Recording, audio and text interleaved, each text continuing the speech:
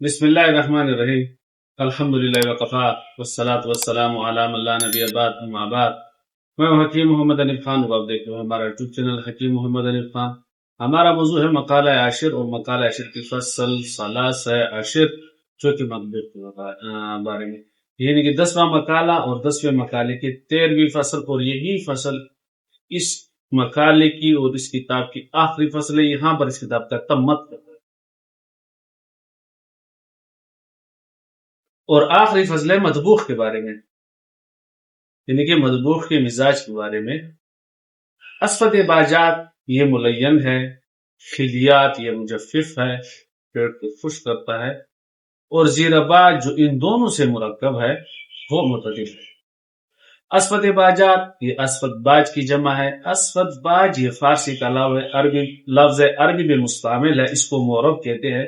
یہ اس غذا کو کہتے ہیں جو مثالوں سے بالکل مثالوں اور رنگوں سے پاک ہو۔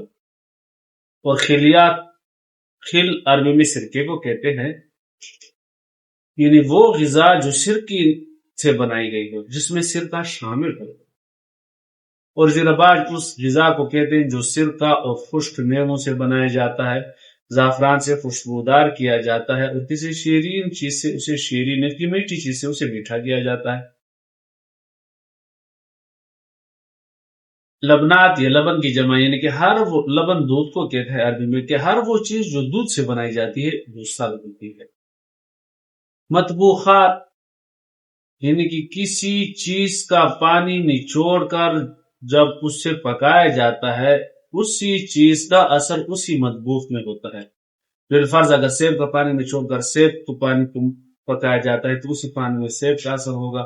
اسی طرح انگور کے پانی سے جو چیز بنائی جاتی ہے اس میں انگور کا اثر ہوگا۔ انار کے پانی میں جو چیز، یا انار کے پانی سے جو چیز بنائی جاتی ہے، جس کو آج کی اسلامی جوس کہتے ہیں، انار کے جوس سے جو چیز بنائی جاتی ہے اسی میں اس کا اثر۔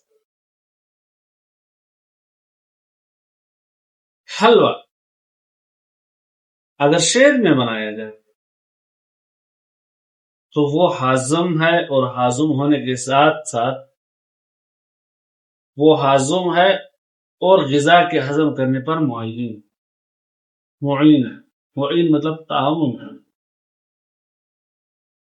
اور حلوہ اگر آٹے سے بنایا جائے، آٹے کا حلوہ، ایک تو وہ غلیظ ہوتا ہے، دیر ہضم ہے، اور دوسرا مسدود ہوتا ہے، پیٹ میں سدے پیدا کرتا ہے۔ واللہ اعلم بالصواب۔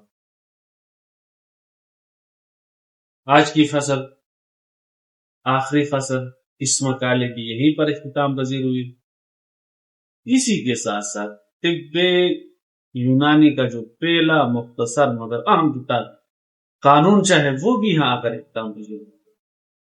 آئندہ ہمارا موضوع ہوگا رسالہ قبریہ کے بارے میں، کہ رسالہ قبریہ کو قبریہ کیوں کہتے ہیں، وجہ تسمیہ قبریہ کیوں ہے۔ تب تک کے لیے آپ سے حسب صاحب کا کتنا درخواست ہے کہ ہمارے چینل کو لائک اور سبسکرائب کریں، اور ہمیں اپنے مفید مشورے سے کمنٹ میں بیان کریں۔ اجازت دیجیے، اللہ حافظ، السلام علیکم ورحمۃ اللہ وبرکاتہ۔